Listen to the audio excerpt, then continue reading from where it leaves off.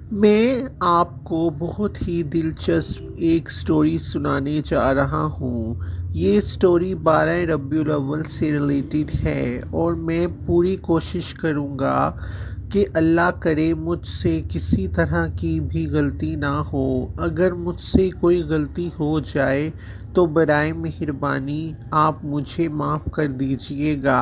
शुक्रिया। हज़ूर मोहम्मद सल्लल्लाहु अलैहि वसल्लम की पैदाइश 12 रबीउल अव्वल को मक्का मुकरमा में हुई। आपके वालिद हज़रत अब्दुल्ला का इंतकाल आपकी वलादत से पहले ही हो चुका था और आपकी वालदा हज़रत आमना ने आपको जन्म दिया।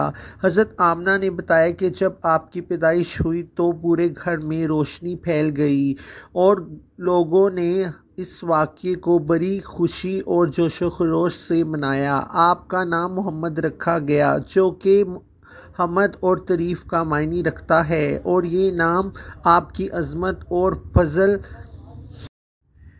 की निशानी था। हज़रत मोहम्मद सल्लल्लाहु अलैहि वसल्लम की पैदाइश एक ऐसे वक्त में हुई जब कुरैश कबीले और मक्का मुकरमा माशरती मुश्किलात का सामना कर रहे थे। आप के पैदा होने के बाद लोगों ने महसूस किया कि ये एक बड़ी रहमत और नेकी की अलामत है। आपकी पैदाइश से एक नए दौर का आगाज़ हुआ था जिसने मक्का मुकरमा और पूरे अरब में उम्मीदों की नई रोशनी जगाई। प्लीज़ अगर आप मेरे चैनल पर न्यू हैं तो मेरे चैनल को सब्सक्राइब कर दें और साथ में मौजूद घंटी के बटन को दबाकर ऑल पर कर दें ताकि आपको मेरी ऑल वीडियोस का नोटिफिकेशन सबसे पहले मिल सके और आप मेरी हर वीडियो सबसे पहले देख सकें और मेरी वीडियोस को लाइक करें और अच्छे अच्छे कमेंट्स करें और मुझे सपोर्ट करें जितना भी आप कर सकते हैं।